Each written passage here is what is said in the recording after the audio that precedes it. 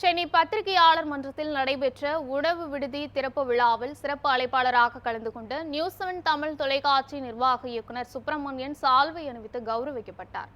சென்னை பத்திரிகையாளர் மன்றத்தில் பத்திரிகை மற்றும் ஊடகத்தினருக்கான உணவு விடுதியை பெருநகர சென்னை காவல்துறை ஆணையாளர் அருண் கலந்து கொண்டு திறந்து வைத்தார். இந்நிகழ்ச்சியில் சிறப்பு அழைப்பாளர்களாக நியூஸ் 7 தமிழ் தொலைக்காட்சி நிர்வாக இயக்குநர் சுப்பிரமணியன், நக்கீரன், ஆசிரியர் நக்கீரன் கோபால், குமுதம் நிறுவன தலைவர் வரதராஜன் உள்ளிட்டோர் கலந்து கொண்டனர். பத்திரிகையாளர் மன்றம் சார்பாக சென்னை பெருநகர ஆணையர் அருண் மற்றும் சிறப்பு அழைப்பாளர்களாக பங்கேற்ற நியூஸ் 7 தமிழ் தொலைக்காட்சி நிர்வாக இயக்குநர் சுப்பிரமணியன் உள்ளிட்ட ஊடக உரிமையாளர்கள் மற்றும் செய்தி ஆசிரியர்களுக்கு நினைவு பரிசு வழங்கப்பட்டது.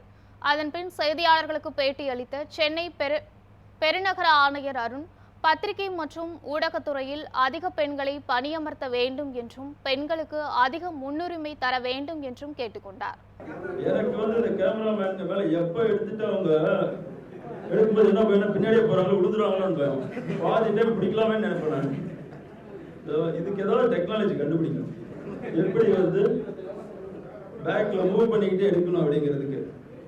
அந்த அளவுக்கு எல்லாம் கஷ்டப்படுறாங்க. அதுவும் அங்கெல்லாம் பார்த்தீங்கன்னா இந்த கிண்டி ஹாஸ்பிட்டல் ஒரு இஷ்யூ ஆயிடுச்சு.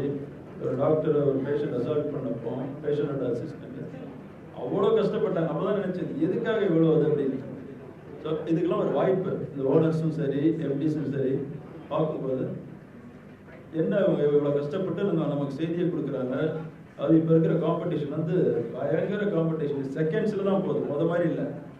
அந்த காம்படிஷனில் சர்வே ஆகணுங்கிறதுக்காக உங்களுக்காகலாம் அவங்க எவ்வளோ கஷ்டப்படுறாங்கன்றது உங்கள் நாலேஜுக்கு வரணுங்கிறது என்னுடைய அதுக்காக தான் நிறைய பேரை ஸ்பெசிஃபிக்காக கூப்பிடுறோம். எல்லாருக்கும் என்னுடைய நன்றி. எல்லாருமே ரொம்ப பெரிய